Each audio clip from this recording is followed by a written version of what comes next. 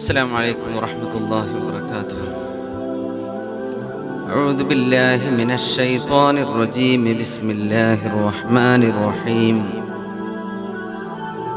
الحمد لله نحمده ونستعينه ونستغفره ونستهديه ونتوب إليه ونعوذ بالله من شرور أنفسنا ومن سيئات أعمالنا.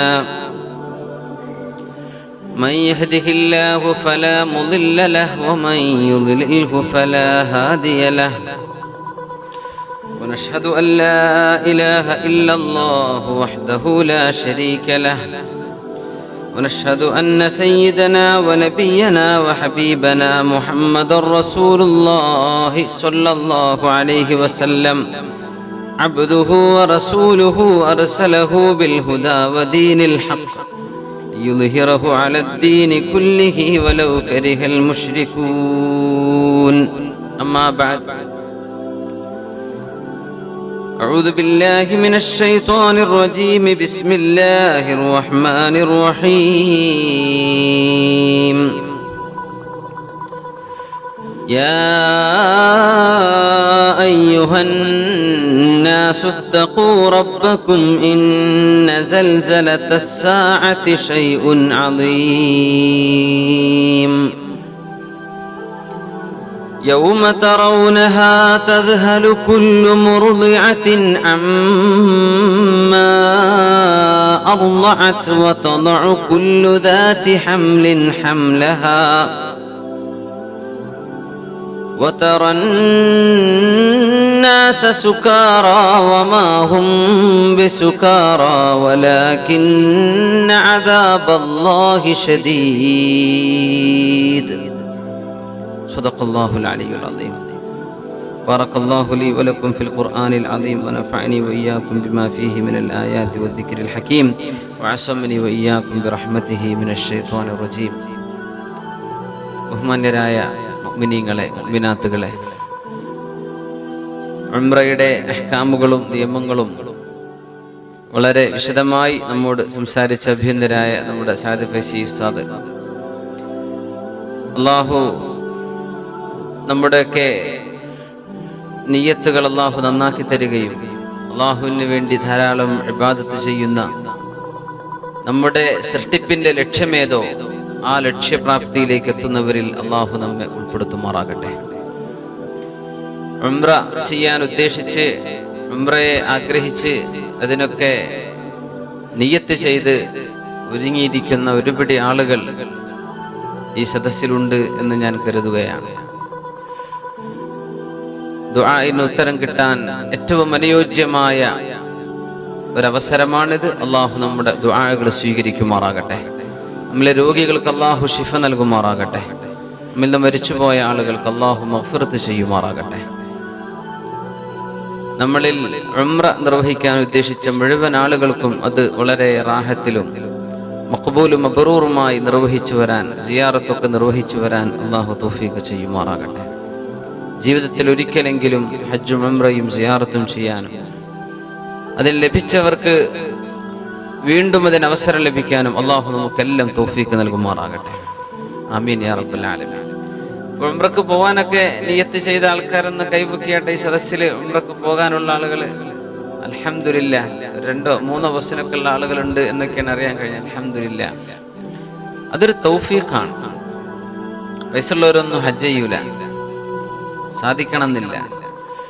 പൈസ ഉള്ള ആളുകൾക്കൊക്കെ ഉംറ ചെയ്യാൻ കഴിഞ്ഞോളണം എന്നില്ല. സൗദി അറേബ്യയിൽ ജിദ്ദയിൽ വർഷങ്ങളോളം ജോലി ചെയ്തിട്ട് ഉംറ ചെയ്യാൻ പറ്റാത്തവരുണ്ട്. സൗദിയുടെ വിവിധ ഭാഗങ്ങളിൽ വർഷങ്ങളോളം താമസിച്ചിട്ട് ഒരു ഹജ്ജോ ഒന്ന് ഹറമേനി കാണാനോ ജോലി സംബന്ധമായ പ്രയാസം കൊണ്ടായിരിക്കാം ഒരു തൗഫീഖ് കിട്ടാത്തവരുണ്ടാവും.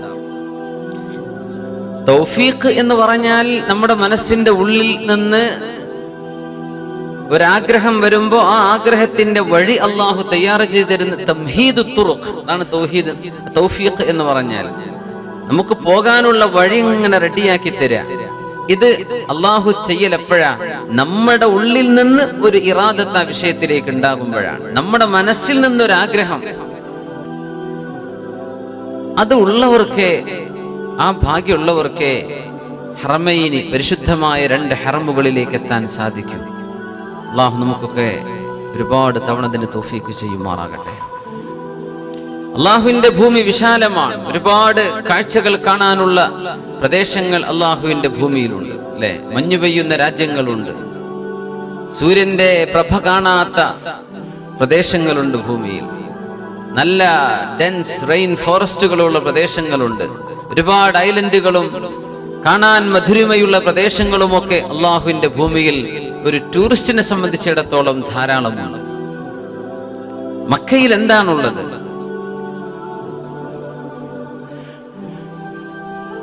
ഭൗതികമായ ഭൂമിയുടെ പ്രസരിപ്പോ ഭൂമിയുടെ ആ സൗന്ദര്യമോ ചമൽക്കാരമോ മക്കയിലുണ്ടോ? മക്കയിലെ മലകൾ പച്ചപുതച്ച മലകളാണോ? മക്കയുടെ മണ്ണിൽ അരുവികൾ ഒഴുകുന്നുണ്ടോ? വല്ല പുഴയുമുണ്ടോ മക്കയിൽ? മദീനത്തുണ്ടോ? അവിടെ നമ്മുടെ നാട്ടിലൊക്കെ കാണുന്ന പോലെ പക്ഷികളുണ്ടോ? വിവിധ തരത്തിലുള്ള മൃഗങ്ങളെ കാണാൻ പറ്റും? ഒന്നുമില്ല. പക്ഷേ അള്ളാഹു തെരഞ്ഞെടുത്തത് മക്കയാണ്. അള്ളാഹു തെരഞ്ഞെടുത്തത് മക്കയാണ്. നമ്മൾ പറയും God's own country in Keralam. എല്ലാ ടൂറിസ്റ്റ് കാറും സ്റ്റിക്കർ ഒട്ടിച്ചത് കാണാൻ കഴിഞ്ഞ നാട്ടിൽ പോകും. God's own country. ടൂറിസ്റ്റ് ബസ്സുമേലുണ്ട് ആ സ്റ്റിക്കർ, ടൂറിസ്റ്റ് കാറുമലൊക്കെ ഉണ്ട്. ഗോഡ്സ് ഓൺ കൺട്രി, പടച്ചോന്റെ സ്വന്തം സ്ഥലം. അള്ളാഹുവിന്റെ സ്ഥലത്തിന്റെ ആവശ്യമില്ല മുഅ്മിനീങ്ങളെ. ഈ സ്റ്റിക്കർ ഒട്ടിച്ച ആൾക്ക് ഈ തത്വം അറിയാത്തത് കൊണ്ടായിരിക്കും. അള്ളാഹുവിന് അങ്ങനെ ഒരു സ്ഥലമുണ്ടോ? അള്ളാഹു transcends the time and space limitations. അള്ളാഹുവിന് സമയവും സ്ഥലമൊന്നും ആവശ്യമില്ല. അള്ളാഹുവിന് ഒരു സ്ഥലം ആവശ്യമില്ല. അള്ളാന്റെ നാടും ദൈവത്തിന്റെ നാടും നമ്മളൊന്നും പറഞ്ഞു പോണ്ട, അങ്ങനെയൊന്നുമില്ല. അള്ളാഹു വല്ലാതെ ഇഷ്ടപ്പെട്ട സ്ഥലം എന്ന് പറയാൻ കൊതിയുണ്ടെങ്കിൽ അത് മക്കയെ കുറിച്ച് പറഞ്ഞേക്കണം. അള്ളാഹു തെരഞ്ഞെടുത്തത് മക്കയെയാണ്, മദീനയെയാണ്, 2 ഹറമൈനികളാണ്. അപ്പോ നമ്മുടെ കണ്ണിൽ കാണുന്ന ഭൗതികമായ ക്രൈറ്റീരിയൻ ഒരു വിഷയത്തെ മനസ്സിലാക്കാനുള്ള മാപ്പിനിയല്ല അള്ളാഹുവിന്റെ തീരുമാനത്തിലുള്ളത്. അഷ്റഫുൽ ഖൽഖ് സ്വല്ലല്ലാഹു അലൈഹി വസല്ലമ തങ്ങൾ അവിടത്തേക്ക് ആദ്യമായി വഹി വരുന്നത് ജബലുൻ നൂറിലെ ഹിറായിലാണ്, ഹിറാ ഗുഹയിലാണ്.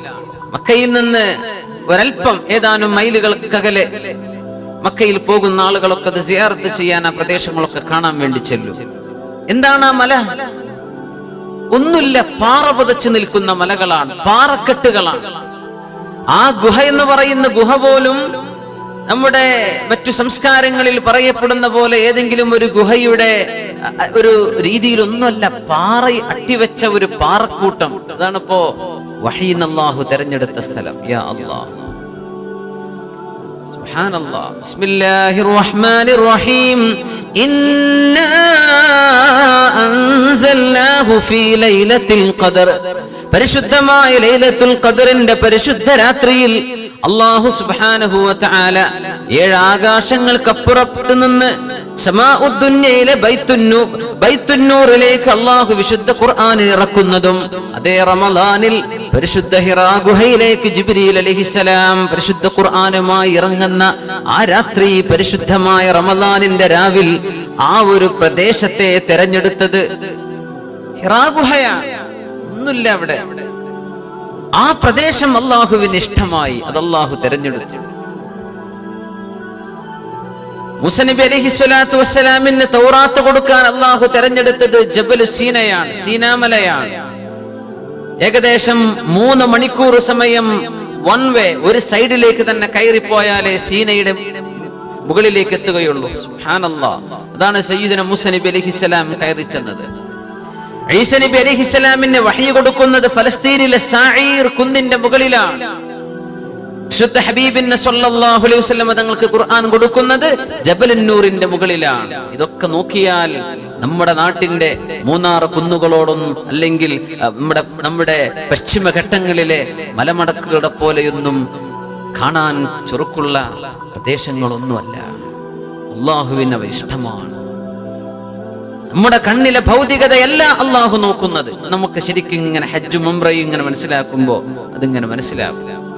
എത്രയോ മനോഹരമായ ബിൽഡിങ്ങുകൾ ലോകത്തുണ്ടല്ലേ, ഐഫൽ ടവർ മുതൽ അല്ലെ, ലിബർട്ടി സ്റ്റാച്യു മുതൽ എന്തെല്ലാം അള്ളാഹുവിന്റെ ഭൂമിയിൽ പരന്നു കിടക്കുകയാണ്. പരിശുദ്ധമായ കഅബ എന്താണ്? കഅബയുടെ ഒരു രൂപം നമ്മുടെ മുമ്പിൽ, അല്ലെ, അതിന്റെ ഒരു സ്ട്രക്ചർ കാണാൻ പറ്റും. കഅബ കറുത്ത നിറമാണ്. കഅബ കറുത്തതാണ്, അല്ലെ, കറുത്ത നിറമാണ് കഅബക്ക് അല്ലാഹു നൽകി. അങ്ങനെയാണ് കഅബയെ പുതപ്പിച്ചിട്ടുള്ളത് കറുപ്പ് വസ്ത്രം കൊണ്ടാണ്. ഒരു വീടിന്റെ മധുരിമയോ ഒരു വീടിന്റെ ചമൽക്കാരമോ കഅബ എന്ന ആ ഒരു ക്യൂബിക് ഹൗസ്, അള്ളാഹുവിന്റെ പരിശുദ്ധ ആ പള്ളിക്ക് നമുക്ക് കാണാൻ കഴിയില്ല. പക്ഷേ ഇന്ന അവ്വല ബൈതിൻ വുളിഅ ലിന്നാസി ലല്ലദീ ബിബക്കത മുബാറകാ, പരിശുദ്ധമായ മക്കയിൽ അള്ളാഹു നിർണയിച്ച ആദ്യത്തെ വീട്, അള്ളാഹുവിന്റെ നാമം സ്മരിക്കപ്പെടാൻ മഹാനായ ആദം നബി അലൈഹിസ്സലാം മുതൽ അംബിയാവും അള്ളാഹുവിന്റെ മലക്കുകളും ആദം നബി അലൈഹിസ്സലാമും പടുതുയർത്തുകയും പിൽക്കാലത്ത് സയ്യിദുന ശൈഖുൽ അംബിയാ ഇബ്രാഹിം നബി അലൈഹിസ്സലാത്തു വസ്സലാം പുതുക്കി പണിയുകയും അവസാനത്തെ ഖാതിമുൽ മുർസലീൻ റസൂലുള്ളാഹി സ്വല്ലല്ലാഹു അലൈഹി വസല്ലം അവിടുത്തെ കൈകൊണ്ട് ഹജറുൽ അസ്വദ് എടുത്തു വെക്കുകയും ചെയ്ത അള്ളാഹുവിന്റെ പള്ളി മുബാറക, ഏറ്റവും ബറക്കത്തുള്ള പള്ളി അതാണ്. മക്ക ബറക്കത്തുള്ള പ്രദേശമാണ്.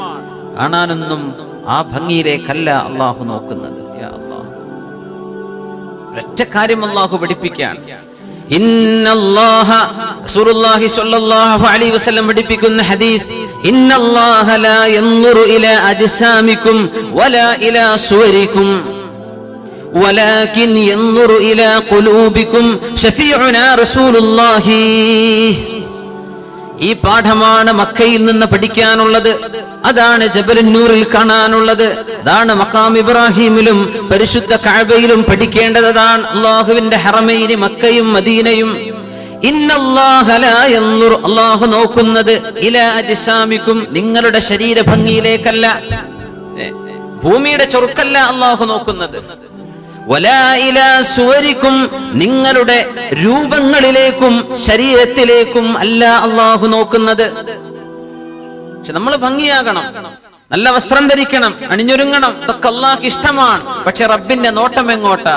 വലാകിൻ യൻദുറു ഇലാ ഖുലൂബികും, നിങ്ങളുടെ ഖൽബിന്റെ ഉള്ളിലേക്കാണ് അല്ലാഹു നോക്കുന്നത്. അല്ലാഹു തെരഞ്ഞെടുക്കുന്ന പരിശുദ്ധ കഅബയെ, പരിശുദ്ധ ആ സ്ഥാനത്തെ അല്ലാഹു തെരഞ്ഞെടുക്കുകയാണ്. ഭൂമിയിലെ പ്രപഞ്ചത്തിന്റെ ഏതെങ്കിലും ഒരു ഭംഗി അതിന്റെ കാരണമെങ്കിൽ അള്ളാഹു മറ്റേതെങ്കിലും രാജ്യമായിരിക്കണം തെരഞ്ഞെടുക്കുക.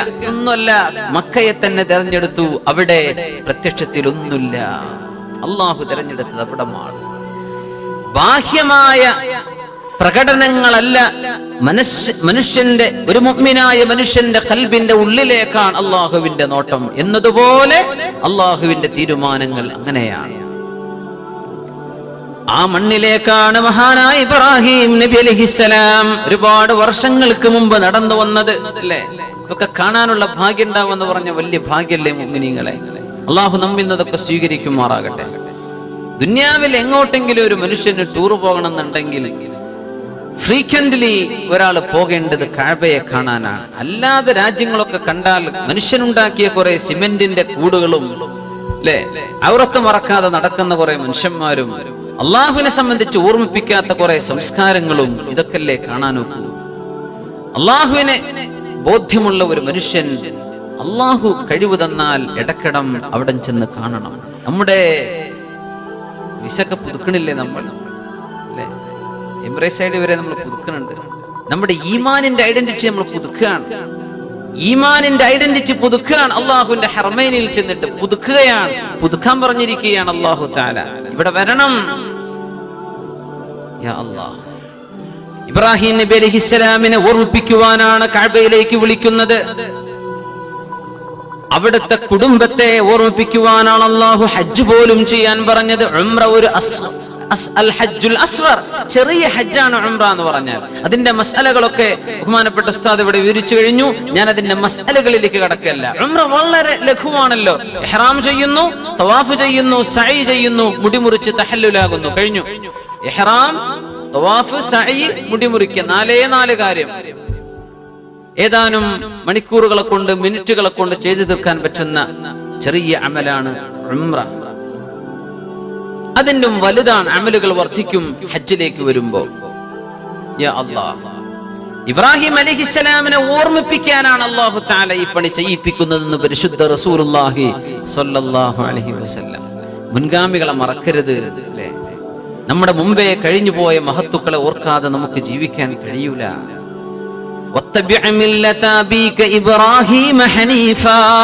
നബിയെ, അങ്ങേക്ക് മുമ്പ് കഴിഞ്ഞു പോയ സയ്യിദുനാ ഇബ്രാഹിം നബി അലൈഹിസ്സലാം, അവരുടെ മാർഗം അങ്ങ് പിൻപറ്റണം നബിയെ. ഇടക്കിടക്ക് ഇങ്ങനെ പറയാൻ നമ്മളൊക്കെ നിസ്കാരത്തിൽ പറയുന്നില്ലേ അവസാനത്തെ തഹിയ്യാത്തിൽ, അല്ലാഹുമ്മ സ്വല്ലി അലാ സയ്യിദിനാ മുഹമ്മദിൻ വഅലാ ആലി സയ്യിദിനാ മുഹമ്മദിൻ കമാ സ്വല്ലൈത അലാ ഇബ്രാഹീമ വഅലാ ആലി ഇബ്രാഹീം വബാരിക് അലാ സയ്യിദിനാ മുഹമ്മദിൻ വഅലാ ആലി സയ്യിദിനാ മുഹമ്മദിൻ കമാ ബാറക്ത അലാ ഇബ്രാഹീമ വഅലാ ആലി ഇബ്രാഹീമ ഫിൽ ആലമീൻ ഇന്നക ഹമീദും മജീദ്. 4 പ്രാവശ്യം മിനിമം ഇബ്രാഹിം നബി അലൈഹിസ്സലാമിന്റെ ആ നാമം നമ്മുടെ ഓരോ ഫർള് നിസ്കാരത്തിലും നമ്മൾ ഉച്ചരിക്കുന്നുണ്ട്. ആലോചിച്ച് നോക്കിയോ ആ ഒരു ബന്ധം? അപ്പൊ നമ്മൾ എപ്പോഴും ഇബ്രാഹിം അലൈഹിസ്സലാമിനോടൊപ്പമാണ്. ആ ഒരു ചിന്ത മനസ്സിൽ ഇങ്ങനെ സ്വലാത്ത് ഇങ്ങനെ അത്തഹിയാത്തിൽ ഇരിക്കുമ്പോ ഇങ്ങനെ ഓർമ്മ വരണം, ഞാൻ ആരുടെ പേരാണ് ഈ പറയുന്നത്? ആ മഹാനുഭാവനെ, അവരൊക്കെ ജീവിച്ച സ്ഥലം നിങ്ങളൊന്ന് വന്ന് കാണണം. അള്ളാഹു വിളിക്കാൻ. ഹജ്ജ് എന്ന് പറയുന്നത് യാത്രയാണ്. യാത്ര യാത്ര എന്ന് പറഞ്ഞത് നരകത്തിന്റെ ഒരു കഷ്ണമാണെന്നും തീയിന്റെ കഷ്ണമാണെന്നും റസൂലുള്ളാഹി സ്വല്ലല്ലാഹു അലൈഹി വസല്ലം. എങ്ങനെ എത്ര കംഫർട്ടബിൾ ആയി ബിസിനസ് ക്ലാസ്സിൽ ഫ്ലൈ ചെയ്യുകയാണെങ്കിൽ പോലും ഫ്ലൈറ്റിൽ പോവാണ്, എന്നാലും യാത്ര എന്നത് ഒരു അദാബിന്റെ കഷ്ണമാണ്. അതിന്റെ കാത്തിരിപ്പ്, അതിന്റെ ചില സർപ്രൈസുകൾ, ഫ്ലൈറ്റ് ഡിലേ ആണ്, അല്ലെങ്കിൽ എമർജൻസി ലാൻഡിംഗ് ആണ്, അല്ലെങ്കിൽ ഇന്നാലിന്റെ ടെക്നിക്കൽ പ്രശ്നങ്ങൾ, എന്തെങ്കിലും പറഞ്ഞ് നമ്മൾ ഏറ്റവും ലോകത്തെ സേഫസ്റ്റ് ജേണിയാണ് ഫ്ലൈറ്റ് യാത്ര എന്നാ പറയാ. എന്നാൽ പോലും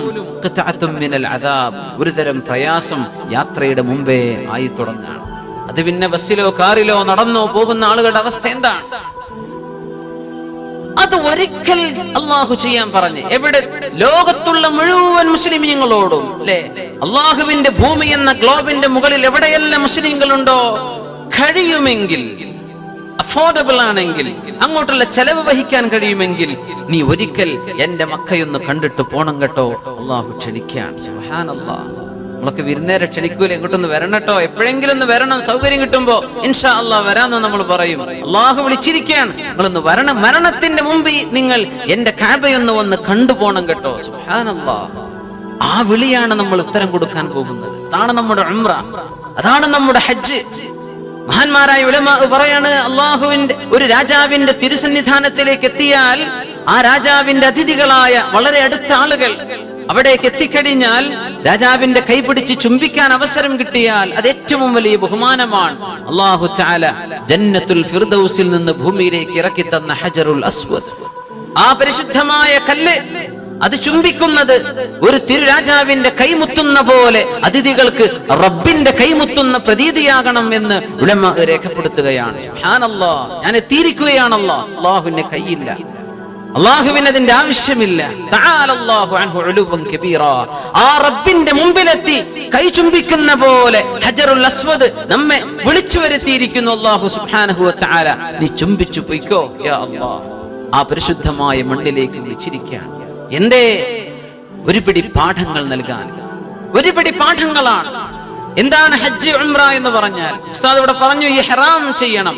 ഇഹ്റാം ചെയ്യുമ്പോൾ ഇൽത്തിബാ, എന്താണ്? നമ്മുടെ വലത്തെ ചുമൽ പുരുഷന്മാർ എന്ത് ചെയ്യണം? അത് വെളിവാക്കി ഇടത്തെ ചുമലിലേക്ക് വസ്ത്രം ഇങ്ങനെ മടക്കി വെച്ചിട്ട് തവാഫ് ചെയ്യാം, അല്ലേ?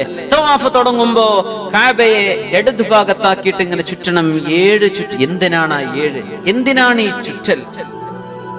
സഫാ മറവിന്റെ ഇടയിലെ നടത്തം. ഹജ്ജാണെങ്കിൽ പിന്നെ മുസ്ദലിഫയിലും അറഫായിലുമുള്ള നൃത്തം, മിനായിലെ കല്ലേറ്, മുടിമുറിക്കൽ, വസ്ത്രമൊക്കെ മാറുകയാണ്. പുരുഷന്മാരെ സംബന്ധിച്ചിടത്തോളം നമ്മുടെ ഇന്നർ വെയർ പോലും ഉപയോഗിക്കാൻ പറ്റില്ല. ഇഹ്റാമിന്റെ സമയത്ത് ചുറ്റിത്തുന്നിയ ഒരു വസ്ത്രവും പറ്റില്ല. 2 പീസ് വസ്ത്രങ്ങൾ മാത്രം അണിഞ്ഞ് അരമുണ്ടും മേൽത്തട്ടവും ധരിച്ചുകൊണ്ടാണ് ഈ ഹജ്ജും. എന്തിനാണ് ഞാൻ ഈ ചെയ്യുന്നത്? ഇസ്ലാം പൂർത്തിയാകുന്ന ഘടകമാണ്. എന്താണ് ഇസ്ലാം കാര്യങ്ങൾ?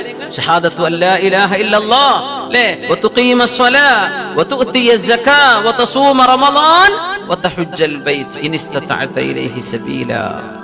5 കാര്യങ്ങളിൽ ഇസ്ലാം മുസ്ലിം എന്ന് പറഞ്ഞ് ശരിക്കൊരു മുസ്ലിം ആകുന്നത് ഈ ഹജ്ജിലൂടെയാണ്. എന്താണ് ഹജ്ജ് എന്ന് പറഞ്ഞാൽ? നമുക്ക് വല്ലതും തിരിഞ്ഞോ? ഇല്ല. എന്തിനാണ് ഈ ചെയ്യാൻ പറഞ്ഞത്? എന്റെ കഅബത്തിങ് എല്ലാ പള്ളിയിലും ചെന്നാൽ 2 റക്അത്ത് തഹിയ്യത്തിന്റെ സുന്നത്താണ്. 2 റക്അത്ത്. എന്താണ് ഹജ്ജ്?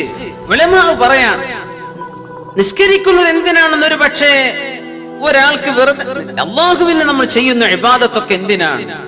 അള്ളാഹു പറഞ്ഞതുകൊണ്ട് ചെയ്യാൻ. കഴിഞ്ഞതിന്റെ ബോട്ടം ലൈൻ അതാ. എന്താ നിസ്കരി? അള്ളാഹു പറഞ്ഞു നിസ്കരിക്കാൻ. എന്തേ? അള്ളാഹുവിന്റെ പരിശുദ്ധ കലാം ഹഖാൻ, റസൂലുള്ളാഹി സ്വല്ലല്ലാഹു അലൈഹി വസല്ലം തങ്ങൾ ഹഖാൻ.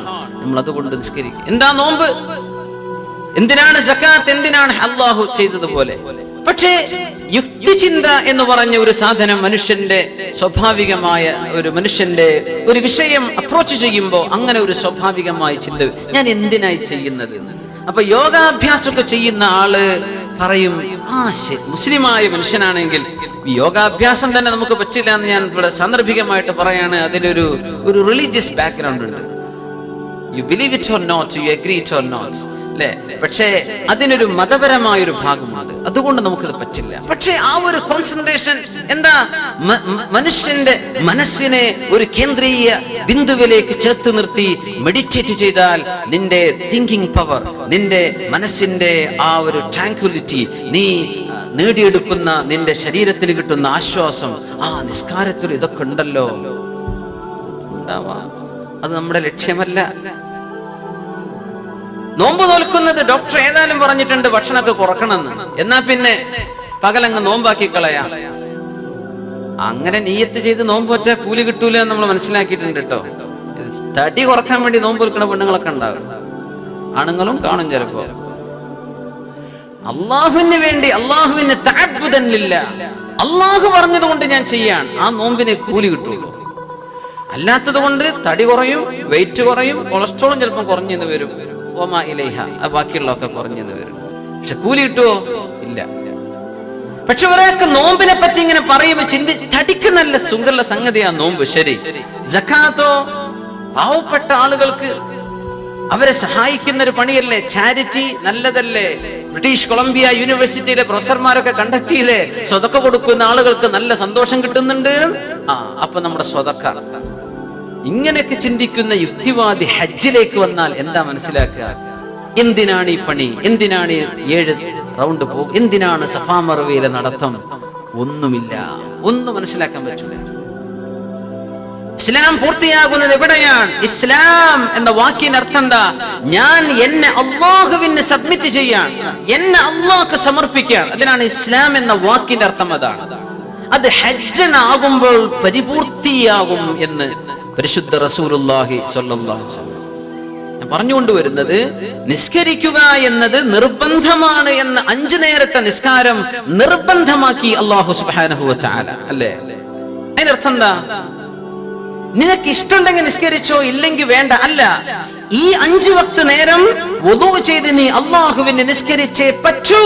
നിനക്ക് there is no other choice. അല്ലാഹുവിനെ നീ ആ നേരം സമർപ്പിച്ചേ പറ്റൂ. പിന്നെ എക്സ്ട്രാ നിനക്ക് വേണമെങ്കിൽ സുന്നത്ത് നീ നിസ്കരിച്ചോ, ഇത് അല്ലാഹുക്ക് കൊടുത്തേ പറ്റൂ. ഓരോ നിസ്കാരത്തിന്റെ സമയത്തും ഈ നിസ്കാരത്തിന് വേണ്ട സമയവും നിസ്കാരത്തിന്റെ കർമ്മങ്ങളും അല്ലാഹു നിന്നോട് ചെയ്യാൻ പറഞ്ഞു. നീ റബ്ബിന് സമർപ്പിക്കാൻ. നിനക്ക് നേരുണ്ടെങ്കിലും ഇല്ലെങ്കിലും ഈ പണി നീ ചെയ്തേ പറ്റൂ. നോമ്പ് ഓപ്ഷനിലാണ്, നിനക്ക് വേണമെങ്കിൽ നോറ്റോ. പക്ഷെ റമളാൻ നോറ്റേ പറ്റൂ. എന്റെ ഇസ്ലാം ഞാൻ അല്ലാഹുവിന് സമർപ്പിക്കാൻ. അല്ലാഹു പറഞ്ഞു ഞാൻ ചെയ്യാൻ. സ്വതക്ക നീ വേണമെങ്കിൽ കൊടുത്തോ, സകാത്ത് കൊടുക്കാനുണ്ടോ, കൊടുത്തേ പറ്റൂ. അതിൽ നിനക്ക് ചോയ്സ് ഇല്ല, വേണോ വേണ്ടെന്നല്ല, നീ കൊടുത്തേ പറ്റൂ. ഞാൻ അല്ലാഹുവിന് എന്നെ സമർപ്പിക്കുകയാണ്. ഹജ്ജ്, ഉംറ. എന്തേ? നിനക്ക് തിരിഞ്ഞോ ഇല്ലയോ എന്ന് വിഷയമല്ല, ഞാൻ ഈ പറഞ്ഞ പണി നീ ചെയ്തേക്കണം. എന്തിനാണ് നീ ചെയ്യുന്നത് എന്ന് നിനക്ക് ഇതുവരെയുള്ള കാര്യത്തിനൊക്കെ ചെറുതായിട്ട് ഇങ്ങനെ തോന്നിയേക്കാം. ഇതിനൊക്കെ നിസ്കാരം, നോമ്പ്, സക്കാത്തിനൊക്കെ ചില മീനിങ്ങളൊക്കെ ഉണ്ടാകാം. ഹജ്ജിന് നിനക്കൊന്നും മനസ്സിലാവുന്നില്ല. അല്ലാഹു പറഞ്ഞു 7 വട്ടം ചുറ്റണം, ഇത് ഇങ്ങനെ ചുറ്റണം, ഞാൻ അങ്ങനെ ചെയ്യാണ്. സഫാ മർവന്റെ ഇടയിൽ അന്നൊരിക്കെ അല്ലേ? ഹാജർ റളിയല്ലാഹു അൻഹ ചുറ്റിയ ആ ഒരു ഓട്ടത്തിന്റെ ചരിത്രമൊക്കെ അറിയുമ്പോൾ ഞാൻ എന്തിനു ചുറ്റണം? അല്ലാഹ് പറഞ്ഞു നീ ചുറ്റിയേ പറ്റൂ. അള്ളാഹുവിന് വേണ്ടി പരിപൂർണമായ സബ്മിഷൻ, ഇസ്ലാം എന്ന് പൂർത്തിയാകുന്നത് അവിടെയാണ്. അള്ളാഹു പറയുന്നത് ഞാൻ മനസാ വാചാ കർമ്മണ അനുസരിച്ചു, അല്ലാഹ് എനിക്ക് തിരിഞ്ഞാലും ഇല്ലെങ്കിലും ഞാൻ സമ്മതിച്ചു. ഇത് പറയിപ്പിക്കുകയാണ് ഹജ്ജ് കൊണ്ടും ഉംറ കൊണ്ടും അള്ളാഹു ചെയ്യിപ്പിക്കുന്നത്. മുടി മുറിക്കണം. എന്തിനു മുടി മുറിക്കണം? എന്നാ പിന്നെ എവിടെയെങ്കിലും ഷേവ് ചെയ്യേണ്ട സ്ഥലത്തൊക്കെ ഷേവ് ചെയ്യാൻ പറഞ്ഞാൽ പോരെ? അല്ല.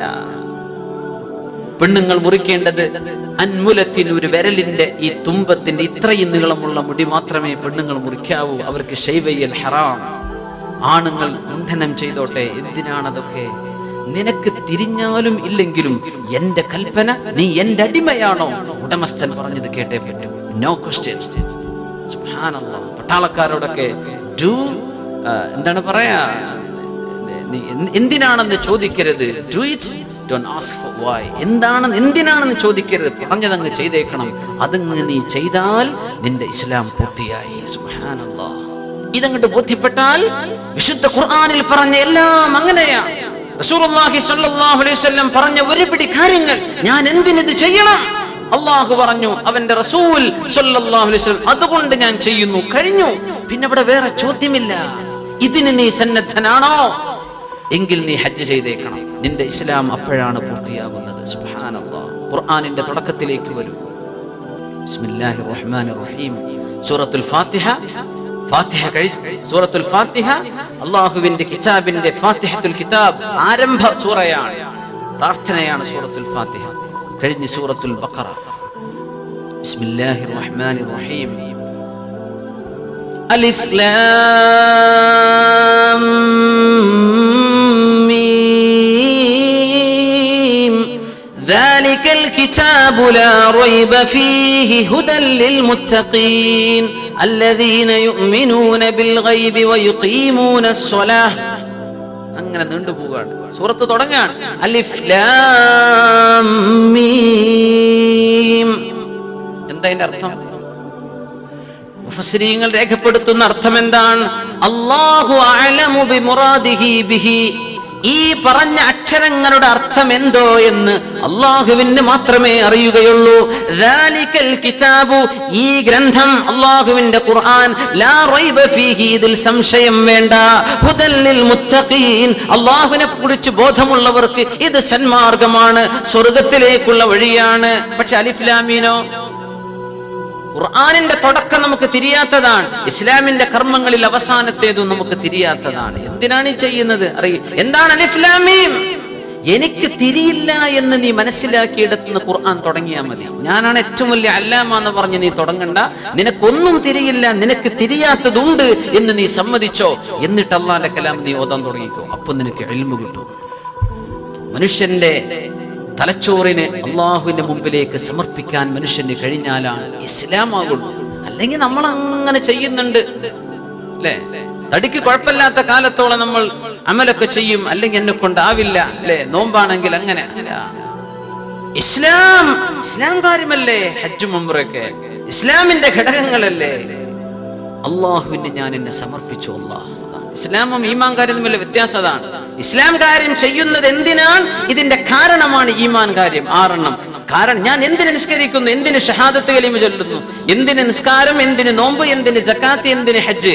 കാരണം ഞാൻ അല്ലാഹുവിൽ വിശ്വസിക്കുന്നു, അതിന്റെ മലക്കുകളിൽ, അല്ലാഹുവിന്റെ മുർസലീങ്ങളിൽ, അല്ലാഹുവിന്റെ കിതാബിൽ, അന്ത്യനാളിൽ, അല്ലാഹുവിന്റെ ഖദറിലും ഖൈറിലും ഷർറിലും ഖദറും എല്ലാം അല്ലാഹുവിന്റെ തീരുമാനമാണെന്ന് വിശ്വസിക്കുന്നു. അതുകൊണ്ട് ഞാൻ നിസ്കരിക്കുന്നു. സുബ്ഹാനല്ലാഹ്. ഇത് പറയിപ്പിക്കുകയാണ് അല്ലാഹു സുബ്ഹാനഹു വ തആല. ഇത് ചെയ്യിപ്പിക്കുകയാണ് മുഅ്മിനീങ്ങളോട്. അതിനെ വിളിച്ചു വരുത്തിയിരിക്കുകയാണ്.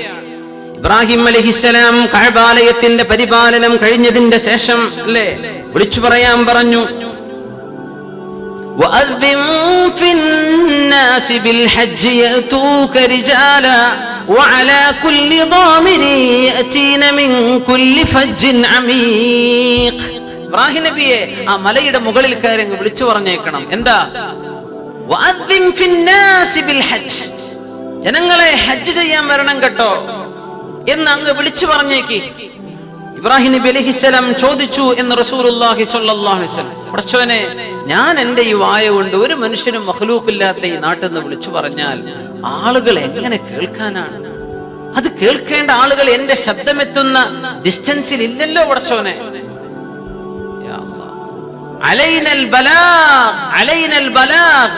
ഞാനാണ് അത് എത്തിച്ചു കൊടുക്കേണ്ടത്. നിങ്ങൾ നിങ്ങളുടെ പണി ചെയ്തേക്കണം ഇബ്രാഹിം അലൈഹിസ്സലാം, ഞാനത് എത്തിച്ചോളാം. നിങ്ങൾ ഒരു പണി ചെയ്യണം, വിളിച്ചു പറയണം, ക്ഷണിക്കണം. അള്ളാഹുവിന് വേണ്ടി ക്ഷണക്കത്ത് തരുന്ന പോലെ ഇബ്രാഹിം അലൈഹിസ്സലാം അത് വിളിച്ചു പറഞ്ഞു. അത് കേട്ടവരാണ് മക്കയിലേക്ക് എത്തുന്നത്, അവരാണ് ഹറമൈനുകളിലേക്ക് എത്തുന്നത്. അള്ളാഹു ആ ഭാഗ്യം നമുക്ക് എല്ലാ മുസ്ലിം ഉമ്മത്തിനും അള്ളാഹു നൽകുമാറാകും. ഇസ്ലാം അവിടെ ചെല്ലുമ്പോൾ ഈമാൻ വർദ്ധിക്കണം, അല്ലേ? അവിടെ ചെല്ലുന്നത് അള്ളാഹുവിനെ കുറിച്ച് ഓർക്കാനാണ്. അവിടെ പരിശുദ്ധമായ പള്ളിയുണ്ട്, മസ്ജിദുൽ ഹറാം, അല്ലെ? മദീനയിലെത്തിയാൽ അവിടെയുണ്ട് മസ്ജിദുൻ നബവിയുണ്ട്, അല്ലേ? പിന്നെയുണ്ട് പരിശുദ്ധമായ പള്ളിയുണ്ട് അള്ളാഹുവിന്റെ മസ്ജിദുൽ അഖ്സ, ജെറൂസലേമിലെ അന്നത്തെ ഈലിയ എന്നറിയപ്പെടുന്ന പരിശുദ്ധമായ മസ്ജിദുൽ അഖ്സയുള്ള സ്ഥലം. ഈ 3 പള്ളികൾ ഇസ്ലാമിക ലോകത്ത് റസൂലുള്ളാഹി സ്വല്ലല്ലാഹു അലൈഹി വസല്ലം ഏറ്റവും പ്രധാനപ്പെട്ടവയാണെന്ന് പറഞ്ഞ പള്ളികളാണത്. ഇമാം ബുഖാരി മുസ്ലിം റഹിമഹുല്ലാഹു തആല റഹ്മത്തൻ വാസിഅ 2 ഇമാമിയങ്ങൾ രേഖപ്പെടുത്തുന്ന ഹദീസാണ്, ലാ തുശദ്ദുർ റിഹാലു ഇല്ലാ ഇലാ 3 മസാജിദ്, മസ്ജിദി ഹാദാ വമസ്ജിദിൽ ഹറാം വമസ്ജിദിൽ അഖ്സ. ഏതെങ്കിലും ഒരു പള്ളിയിലേക്ക് ചെന്നാൽ ആ പള്ളിയിലെ നിസ്കാരം കൊണ്ട് എനിക്ക് പുണ്യമുണ്ട്, കൂടുതൽ പുണ്യമുണ്ട് എന്ന നിയ്യത്തോടുകൂടെ നിങ്ങൾ പോകാൻ ഉദ്ദേശിക്കുന്നുവെങ്കിൽ ഇതാ ഈ 3 സ്ഥലങ്ങളെ ഉള്ളു കേട്ടോ. ബാക്കി ദുന്യാവിലെ പള്ളികൾക്കൊക്കെ നിസ്കാരത്തിന്റെ പ്രതിഫലം ഒന്നു തന്നെയാണ്.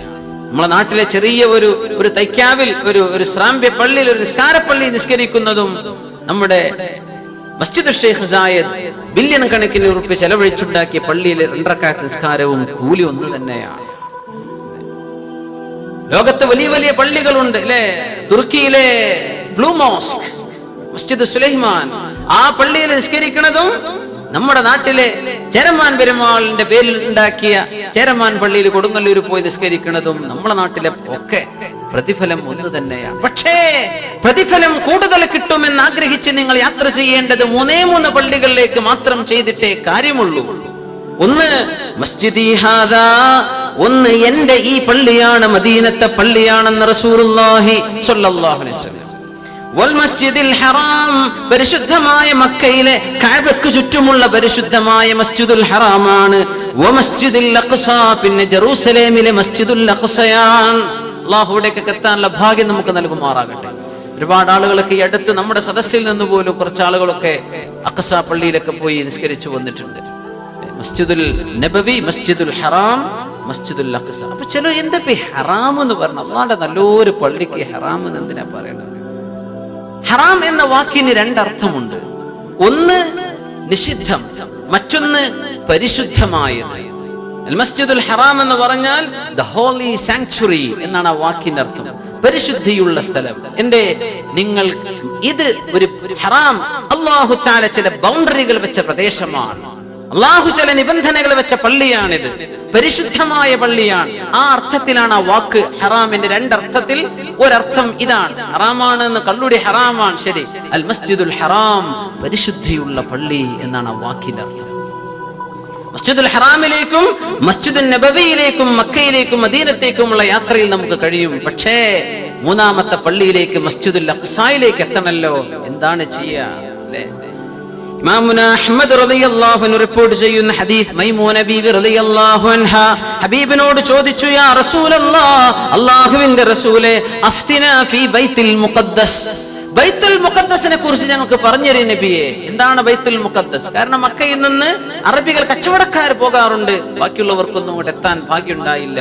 കാരണം മക്കയിൽ നിന്ന് അഖ്സയിലേക്കുള്ള ദൂരം 40 ദിവസമാണ് ഒട്ടകപ്പുറത്ത്, 1 വേ 1 സൈഡ്. 2 വേ ആകുമ്പോൾ 80 ദിവസം എടുക്കും. മൈമൂന ബീവി റളിയല്ലാഹു അൻഹ ചോദിക്കുന്ന, ഹബീബായ നബിയെ, അങ്ങ് ഞങ്ങൾക്ക് പറഞ്ഞുതരീൻ, എന്താണ് മസ്ജിദുൽ അഖ്സ? അല്ലേ, ഇത് 2 നമുക്ക് പോകാൻ പറ്റുന്ന പള്ളിയാണ്. അതുകൊണ്ട് ഈ പള്ളി നമുക്കും അങ്ങനെ തന്നെ മസ്ജിദുൽ അഖ്സയിലേക്ക് എത്താനാ പ്രയാസം, അല്ലേ? മസ്ജിദുൽ ഹറാം മക്കയിലെ പള്ളിയിൽ നിസ്കരിച്ചാൽ ഒരു നിസ്കാരത്തിന് 1,00,000 നിസ്കാരത്തിന്റെ കൂലിയാണ്. യാ അല്ലാഹ്. മസ്ജിദുൻ നബവിയിൽ ഒരു റക്അത്തിന് ഒരു നിസ്കാരത്തിന് 1000 നിസ്കാരത്തിന്റെ കൂലിയാണ് മസ്ജിദുൻ നബവിയിൽ. മസ്ജിദുൽ അഖ്സായിൽ 100 റക്അത്തിന്റെ കൂലിയാണ് എന്ന് റസൂലുള്ളാഹി സ്വല്ലല്ലാഹു അലൈഹി വസല്ലം. ഒരു ഹദീസിൽ 1000 റക്അത്തിന്റെ കൂലി അഖ്സായിലും ഉണ്ടെന്ന് പറഞ്ഞു നബി സ്വല്ലല്ലാഹു അലൈഹി വസല്ലം. ആ ഹദീസാണ് നമ്മൾ ഈ പറയുന്നത്. അപ്പോ നബി തങ്ങളോട് ചോദിക്കുന്നു, ഹബീബായ നബിയെ സ്വല്ലല്ലാഹു അലൈഹി വസല്ലം, അഖ്സാ പള്ളിയെ കുറിച്ച് ഞങ്ങൾക്കൊന്ന് പറഞ്ഞുതരും നബിയെ. മൈമൂന ബീവി റളിയല്ലാഹു അൻഹ ചോദിച്ചു. അവിടെന്ന് പറഞ്ഞു, അർളുൽ മൻശരി വൽ മഹ്ശർ, ഖിയാമത്ത് നാൾ അല്ലാഹു ജനങ്ങളെ ഒരുമിച്ച് കൂട്ടുന്ന പ്രദേശമാണ് അഖ്സാ നിലകൊള്ളുന്ന പ്രദേശം, മഹ്ശറ എന്ന പ്രദേശം. അല്ലാഹു യൗമ തുബദ്ദലുൽ അർളു ഗൈറൽ അർളി വസ്സമാവാത് വബറസൂ ലില്ലാഹിൽ വാഹിദിൽ ഖഹാർ. മഹ്ശറ നടക്കുന്ന സ്ഥലം അഖ്സാ പള്ളി നിലകൊള്ളുന്ന പ്രദേശമാണ്. ഇന്നത്തെ ഷാം, ഡമസ്കസ്, സിറിയ, ഫലസ്തീൻ, ഈ നാടുകളാണ് അല്ലാഹു തആല നിരനിരപ്പാക്കി മഹ്ശറാക്ക് വേണ്ടി സംവിധാനിക്കുക എന്ന് ഒരുപിടി ഹദീസുകളിൽ റസൂലുള്ളാഹി സ്വല്ലല്ലാഹു അലൈഹി വസല്ലം പറഞ്ഞു നമുക്ക് കാണാൻ കഴിയും. അർളുൽ മൻശരി വൽ മഹ്ശർ, അങ്ങനത്തെ സ്ഥലമാണിത്. ആ നാളിൽ അല്ലാഹു നമുക്ക് നമ്മെ വിജയിപ്പിക്കുമാറാകട്ടെ. നിങ്ങൾ ആ പള്ളിയിലേക്ക് ചെല്ലണം. ഫസല്ലു ഫീ, അവിടെ ചെന്ന് നിങ്ങൾ നിസ്കരിക്കണം. ഫഇന്ന സ്വലാതൻ ഫീഹി ബിഅൽഫി സ്വലാത്തിൻ ഫീമാ സിവാ, അവിടെ ഒരു നിസ്കാരത്തിന് 1000 മറ്റു പള്ളികളിലെ 1000 നിസ്കാരത്തിന്റെ സ്ഥാനമുണ്ട്. അതുകൊണ്ട് അർളുൽ മഹ്ശരി വൽ മൻശറാണ് അഖ്സായിലെ പള്ളി, അങ്ങോട്ട് പോകണം. അപ്പൊ മൈമൂന ബീവി റളിയല്ലാഹു അൻഹ ചോദിച്ചു, നബിയേ അറഅയ്ത മൻ ലം യുതിഖ് അൻ യതഹമ്മല ഇലൈഹി അൻ യഅതി, അങ്ങോട്ട് പോകാൻ കഴിഞ്ഞില്ലെങ്കിൽ എന്ത് ചെയ്യും നബിയേ, ഞങ്ങൾക്ക് പോകാൻ പറ്റിയില്ലെങ്കിലോ? ഫഖാൽ, അവിടുന്ന് സ്വല്ലല്ലാഹു അലൈഹി വസല്ലം പറഞ്ഞു, ഫൽയുഹ്ദി ഇലൈഹി സൈതൻ, ആ പള്ളിയിലേക്ക് എണ്ണയെങ്കിലും ഹദിയ കൊടുക്കുക. യുസ്റജു ഫീ, ആ എണ്ണയിൽ അവിടെ വിളക്ക് കത്തിക്കപ്പെടാൻ കഴിയും. അങ്ങനെ വിളക്ക് കത്തിക്കാനുള്ള എണ്ണ ഈ മക്കയിൽ നിന്നോ മദീനത്തിൽ നിന്നോ നിങ്ങൾ ഹദിയ ചെയ്തേക്കണം ആരെങ്കിലും പോകുന്നവരുടെ കൂടെ.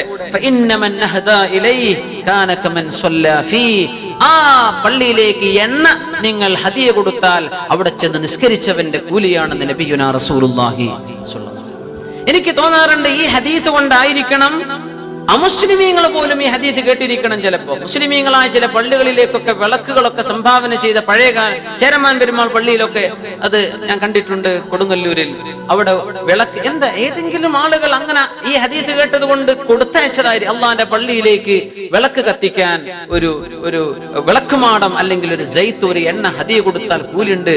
അവര് ഈ ഹദീസിന്റെ കോണ്ടെക്സ്റ്റ് ആയിരിക്കും കേട്ടിട്ടുണ്ടാവുക. ഞാൻ മനസ്സിലാക്കുന്നു ആയിരിക്കണം, കാരണം അല്ലാഹു അലം, എനിക്കറിയില്ല. പക്ഷേ ഇങ്ങനൊരു ഹദീസുണ്ട്, നിങ്ങൾ എണ്ണ അള്ളാഹുവിന്റെ പള്ളിയിൽ കത്തിക്കപ്പെടാനുള്ള വിളക്കിന് കൊടുത്തേക്കണം, നിസ്കരിച്ച കൂലി കിട്ടും. മൈമൂന ബീവി റളിയല്ലാഹു അൻഹ രേഖപ്പെടുത്തി. ഈ 3 പള്ളികളിൽ 2 നമുക്ക് കിട്ടാനുള്ള ഭാഗ്യം ഉംറ യാത്രയിലൂടെ കിട്ടുന്നുണ്ട്, അല്ലേ? മസ്ജിദുൽ ഹറാം, പരിശുദ്ധമായ മസ്ജിദുൻ നബവി സ്വല്ലല്ലാഹു അലൈഹി വസല്ലം, അവിടെ നന്ദിവിഷമം കൊള്ളുന്ന സ്ഥലമാണത്. മക്കയും മദീനയും എങ്ങനെയാണ്? മക്കയിൽ എല്ലാം ജീവനില്ലാത്തതാണെന്ന് പറയാം, മദീനയിലേക്ക് എത്തിയാൽ ജീവുള്ളതാണ്. അതാണ് പ്രത്യേകത. രണ്ടും ഒരു മക്കയിൽ കഅബയുണ്ട്, കഅബ സംസാരിക്കോ? ഇല്ല. മക്കയിൽ പരിശുദ്ധമായ ഹജറുൽ അസ്വദ് ഉണ്ട്, സംസാരിക്കോ? ഇല്ല. മക്കയിൽ മഖാമു ഇബ്രാഹിം ഉണ്ട്, സംസാരിക്കോ? ഇല്ല. മക്കയിൽ മീസാബ് ഉണ്ട്, സംസാരിക്കോ? ഇല്ല.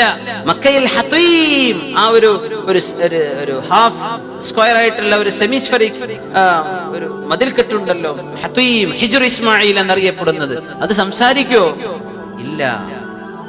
മദീനയിലുള്ളത് ആരാണ്? صلوا علي فإن صلاتكم معروضة عليه صلوا على النبي محمد وآله اللهم صل على سيدنا محمد وعلى آل سيدنا محمد وبارك وسلم عليه. എൻ്റെ മേൽ നിങ്ങൾ സ്വലാത്ത് ചൊല്ലണം. ഫഇന്ന സ്വലാതകും മഅറൂദത്തുൻ അലൈഹി, നിങ്ങളുടെ സ്വലാത്ത് എന്നെ കാണിക്കപ്പെടുന്നുണ്ടെന്ന് നബിയുനാ റസൂലുള്ളാഹി സ്വല്ലല്ലാഹു അലൈഹി വസല്ലം.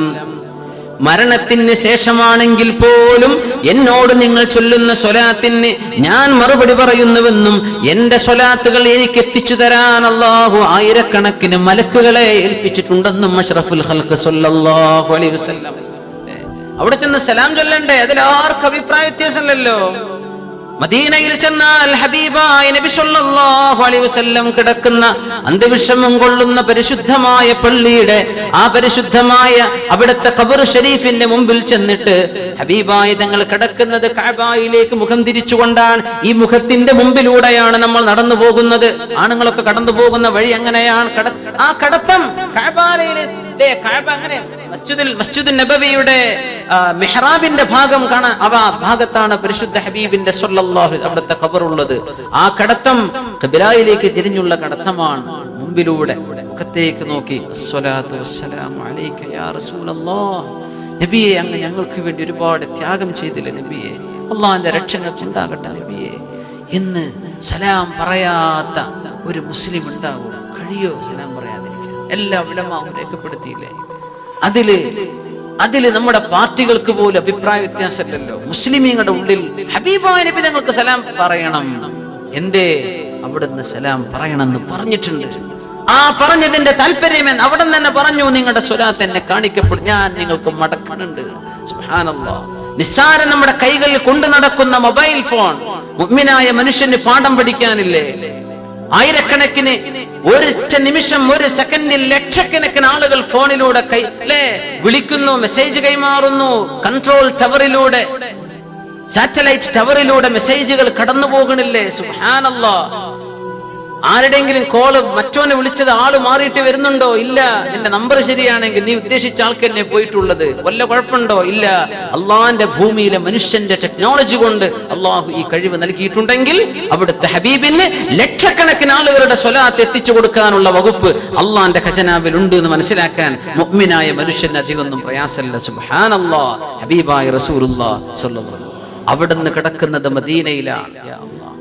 ഉലമാ പറയാൻ മക്കയാണ് അല്ലാഹുവിന്റെ അഫ്ളലുൽ ബിഖാ, ഭൂമിയിലെ ഏറ്റവും ശ്രേഷ്ഠമായ പ്രദേശം മക്കയാണ്, പരിശുദ്ധമായ കഅബയാണ്. പക്ഷേ അള്ളാന്റെ പ്രപഞ്ചത്തിൽ അള്ളാഹുവിന്റെ ഭൂമിയിലെ ഏറ്റവും ശ്രേഷ്ഠതയുള്ള മണ്ണേതാണ്? ഏറ്റവും ശ്രേഷ്ഠതയുള്ള മണ്ണേതാണ്? ഭയങ്കരമാണ് മക്കയും മദീനയുടെയും വിഷയം. രണ്ടും ഒരുമിച്ച് നമ്മൾ കാണാൻ പറ്റണം. സുബ്ഹാനല്ലാഹ്. അഫ്ളലുൽ ബിഖാ മക്കയാണ്, പക്ഷേ അഫ്ളലു തുർബ, അല്ലാഹുവിന്റെ ഭൂമിയിലെ ഏറ്റവും ശ്രേഷ്ഠമായ മണ്ണേതാണ്? എവിടെയാണത്? ഇമാം അബൂസുരി റളിയല്ലാഹു അൻഹു പാടിയില്ലേ, ലാ തുയ്ബ യഅദിലു തുർബൻ ثم അഅലുമഹു, ലാ തുയ്ബ യഅദിലു തുർബൻ ثم അഅലുമഹു, طوبى لمستشق منه وملتثمي، مولاي صل وسل دائما أبدا على حبيبك خير الخلق كلهم، يا خير من يمم العافين ساحته سعيا وفوق متون العينق الرسم، مولاي صل وسلم دائما أبدا على حبيبك خير الخلق كلهم. രേഖപ്പെടുത്തി മുസ്ലിം ഉമ്മത്തിലെ ഒരു പണ്ഡിതന് പോലും അഭിപ്രായ വ്യത്യാസമില്ലാതെ രേഖപ്പെടുത്ത വിഷയമേതാണ്? അഫ്ളലു തുർബത്തിൻ, അല്ലാഹുവിന്റെ ഭൂമിയിലെ ഏറ്റവും ശ്രേഷ്ഠമായ മണ്ണ് പരിശുദ്ധ റസൂലുള്ളാഹി സ്വല്ലല്ലാഹു അലൈഹി വസല്ലം അവിടുത്തെ ശരീരത്തോട് ചേർന്ന് കിടക്കാൻ ഭാഗ്യമുണ്ടായ മണ്ണാണ് അല്ലാഹുവിന്റെ ഭൂമിയിലെ ഏറ്റവും ശ്രേഷ്ഠമായ മണ്ണ്. അത് കിടക്കുന്നത് മദീനയിലാണ്. യാ അല്ലാഹ്. പക്ഷേ അള്ളാഹുവിന്റെ ഭവനങ്ങളിൽ ഏറ്റവും ശ്രേഷ്ഠമായ ഭവനവും അള്ളാഹു തെരഞ്ഞെടുത്ത പ്രദേശങ്ങളിൽ ഉമ്മുൽ ഖുറാ, ലോക രാജ്യങ്ങൾക്ക് മുഴുവനും ഉമ്മയാകേണ്ട, ലോക നഗരങ്ങൾക്ക് മുഴുവനും മാതാവായ, സർവമാന ഗ്രാമങ്ങൾക്കും നഗരങ്ങൾക്കും ഉമ്മയായ ഗ്രാമം ഉമ്മുൽ ഖുറാ മക്കയാണ്. യാ അല്ലാഹ്. രണ്ടും ഹറമൈനിയാണ്. ഹബീബായ റസൂലുള്ളാഹി സ്വല്ലല്ലാഹു അലൈഹി വസല്ലം കിടക്കുന്നത് എവിടെയാണ്? എന്താ അതിന്റെ പ്രത്യേകത എന്നറിയോ?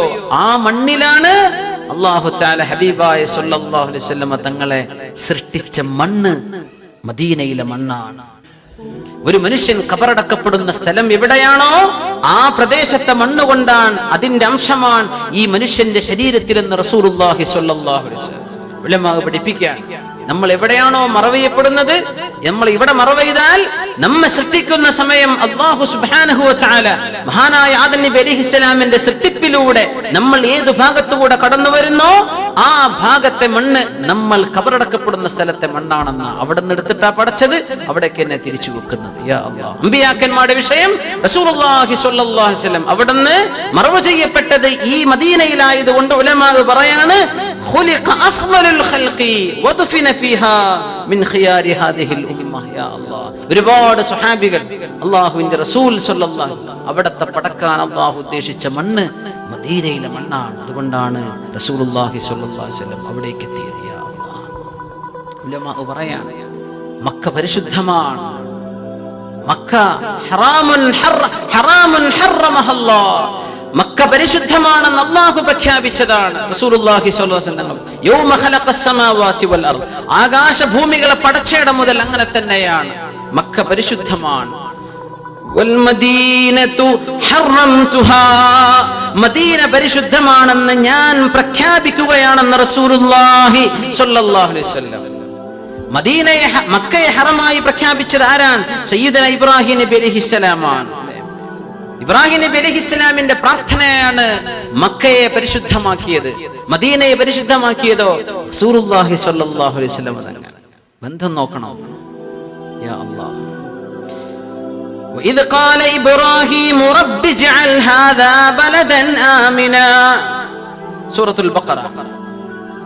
وإذ قال إبراهيم رب اجعل هذا بلدا آمنا وارزق أهله من الثمرات من آمن منهم بالله واليوم الآخر قال ومن كفر فأمتعه قليلا ثم أضطره إلى عذاب النار وبئس المصير. ഇബ്രാഹിം നബി അലൈഹിസ്സലാം അവിടുത്തെ കുടുംബത്തെ കൊണ്ടുവന്ന് പാർപ്പിക്കുകയാണ്. മക്കയിൽ എന്തെങ്കിലും ഉണ്ടോ? ഒന്നുമില്ല. ഖുർആനിന്റെ പ്രയോഗം നോക്കണം. റബ്ബി ജഅൽ ഹാദാ ബലദൻ ആമിന, ഹാദാ ബലദൻ ആമിന. വേറെ ഒരു ആയത്തുണ്ട് ഹാദൽ ബലദ ആമിന. ഒരിക്കൽ അൽ ബലദ് എന്ന് പറയും, പിന്നെ ഇവിടെ പറഞ്ഞു ബലദൻ, അൽ എന്ന് പറഞ്ഞിട്ടില്ല. അതില് പോലും ഖുർആനിന്റെ പ്രയോഗങ്ങൾ അത്ഭുതമാണ്. ഇബ്രാഹിം നബി അലൈഹിസ്സലാം പറയാണ്, അല്ലാഹുവേ, റബ്ബി, എന്റെ റബ്ബേ, എന്റെ രക്ഷിതാവേ, ഇജ്അൽ ഹാദാ, ഈ നാടിനെ ആക്കണം റബ്ബേ, ബലദൻ ആമിന, സുരക്ഷിതമായ നാടാക്കണം അല്ലാഹ് എന്ന് ഇബ്രാഹിം നബി അലൈഹിസ്സലാം പ്രാർത്ഥിച്ചത് എപ്പോഴാണ്? ആദ്യമായി വന്ന സ്ഥലം. അന്ന് ഈ നാട് എന്ന് പറയാനായിട്ടില്ല, കാരണം ഇവിടെ മനുഷ്യന്മാരില്ല, ഒന്നുമില്ലല്ലോ, കഅബം പോലും കാണാനില്ല, കഅബന്റെ അസ്ഥിവാരങ്ങളെ ഉണ്ടായിരുന്നുള്ളൂ. അപ്പോ ഈ നാടിനെ എന്ന് പറഞ്ഞ് ദുആയിരുന്നത് ഈ സമയത്തല്ല. ഈ ദുആ നമ്മൾ ഇപ്പോൾ ഓതിക്കൊണ്ടിരിക്കുന്ന ആയത്ത് സൂറത്തുൽ ബഖറയിലെ 126-ാമത്തെ ആയത്ത്, ഹാദാ, ഈ നാടിനെ നീ ആക്കണം, എന്താക്കണം? ബലദൻ ആമിന, സുരക്ഷിതമായ നാടാക്കണം അല്ലാഹ്. ഇബ്രാഹിം നബി അലൈഹിസ്സലാം ദുആയിരുന്നു. കുറെ കാലം കഴിഞ്ഞു വന്നപ്പോ ഇസ്മാഈൽ നബി അലൈഹിസ്സലാം വളർന്നു കുട്ടിയായിട്ടുണ്ട്. ആളുകൾ താമസം തുടങ്ങിയിട്ടുണ്ട്. യമനികളായ ജുർഹും ഗോത്രക്കാർ വന്ന് താമസം തുടങ്ങിയിട്ടുണ്ട്.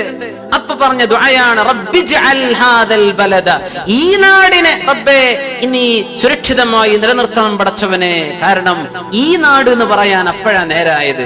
ഇത് ഈ നമ്മൾ പറയുന്ന ഈ ദുആ ആദ്യം ഹാജർ ബീവി റളിയല്ലാഹു അൻഹയെ ഇസ്മാഈൽ അലൈഹിസ്സലാം എന്ന കൊച്ചു പൈതലിനെ മക്കയിലേക്ക് കൊണ്ടുവന്ന നേരത്ത് ചെയ്ത ദുആയാണ്. അവിടെ ആരുമില്ല. ആ ദുആ കാരണം അല്ലാഹു മക്കയെ അന്നു മുതൽ ഹറാമാണെന്ന് പ്രഖ്യാപിച്ചു. എന്താ ഹറാം എന്ന് പറഞ്ഞാൽ? അവിടുത്തെ ഒരു പക്ഷിയെ പോലും കൊല്ലാൻ പാടില്ല, അവിടുത്തെ വേട്ടയാടി പിടിക്കാവുന്ന മൃഗം മക്കയിൽ വേട്ടയാടാൻ പാടില്ല. ലാ യുഅദദു ഷജറുഹാ, അവിടുത്തെ ചെടികൾ പറിക്കാൻ പാടില്ല, അവിടുത്തെ പച്ചമരങ്ങൾ വെട്ടിമുറിക്കാൻ പാടില്ല, അവിടെ യുദ്ധം ചെയ്യാൻ പാടില്ല, അവിടെ യുദ്ധം തുടങ്ങൽ ഹറാമുകളിൽ ഹറാമാണ്, അവിടെ കശപിശ പാടില്ല, അവിടെ അനാവശ്യ വർത്തമാനം പാടില്ല. എന്തേ? ഇത് പരിശുദ്ധമായ പ്രദേശമാണ്. യാ അല്ലാഹ്, ഇബ്രാഹിം നബി അലൈഹിസ്സലാമിന്റെ ദുആയാണ്. മദീനയാണെങ്കിലോ അഷ്റഫുൽ ഖൽഖ് സ്വല്ലല്ലാഹു അലൈഹി വസല്ലം തങ്ങൾ പറഞ്ഞു, അനസ് റളിയല്ലാഹു അൻഹു റിപ്പോർട്ട് ചെയ്യുന്ന ഹദീസ്, അല്ലാഹുമ്മ ഇന്നി ഉഹർരിമു മാ ബൈന ജബലൈഹാ മിത്ല മാ ഹറമ ബിഹി ഇബ്രാഹീമു മക്ക അല്ലാഹുമ്മ ബാരിക് ലഹും ഫീ മുദ്ദിഹിം വസ്വാഇഹിം. അല്ലാഹ്, ഈ മദീനയുടെ ഈ മലമടക്കുകൾക്കിടയിലുള്ള പ്രദേശം ഹറമാണെന്ന് ഞാൻ പ്രഖ്യാപിക്കുന്നുവെന്ന് റസൂലുള്ളാഹി സ്വല്ലല്ലാഹു അലൈഹി വസല്ലം. അധികാരം അല്ലാഹു കൊടുത്തില്ലേ ഹബീബിന്? ഇത് ഹറമാൻ. ലാ യുഅലദു ശജറുഹാ വലാ യുഖ്തലു സൈദുഹാ. ഇവിടെ ചെടികൾ വെട്ടിമുറിക്കാൻ പാടില്ല, മരങ്ങൾ വെട്ടി നശിപ്പിക്കാൻ പാടില്ല, ജീവജാലങ്ങളെ കൊല്ലാൻ പാടില്ല, ഉപദ്രവകാരികളായ ജീവികൾ ഒഴികെ വേറൊന്നും ചെയ്യരുത്. അല്ലാഹുവിന്റെ ഹബീബിന്റെ പ്രഖ്യാപനമാണ്. രണ്ടും ഹറമാണ്. ഒന്ന് ഇബ്രാഹിം നബി അലൈഹിസ്സലാമിന്റെ പ്രാർത്ഥനയാണ്, മറ്റേത് റസൂലുള്ളാഹി സ്വല്ലല്ലാഹു അലൈഹി വസല്ലം പ്രാർത്ഥനയാണ്. മക്കയിലേക്ക് വരാം. ഉംറക്ക് നമ്മൾ അങ്ങോട്ടാ പോകുന്നതല്ലേ? യാ അല്ലാഹ്, അല്ലാഹു നമ്മുടെ യാത്രയൊക്കെ സ്വീകരിക്കുമാറാകട്ടെ. യാത്രയൊക്കെ അള്ളാഹു സ്വീകരിക്കുമാറാകട്ടെ. മുഅ്മിനീങ്ങളെ ശരിക്കും ദ്വാരക്കണം. നമ്മളൊരു ഉംറ ചെയ്തുകൊണ്ടൊക്കെ ശരിയായി എന്നൊന്നും ഉറപ്പിക്കാൻ പറ്റൂല. കാരണം ഒരു ഹദീത്ത് ഇങ്ങനെ കാണുമ്പോൾ ഭയങ്കര ബേജാറാണ്. ഇമാം അൽ ഖത്തീബ് റളിയല്ലാഹു അൻഹു റിപ്പോർട്ട് ചെയ്ത ഹദീസ്, ലോകാവസാനമായാൽ, അന്ത്യനാളായി കഴിഞ്ഞാൽ ഇതിന്റെ ലക്ഷണങ്ങൾ കണ്ടു തുടങ്ങിയില്ലേ? ഖറജന്നാസു ഇലൽ ഹജ്ജ്, അല്ലാഹുവിന്റെ മക്കയിലെ ലക്ഷ്യമാക്കി പോകുന്ന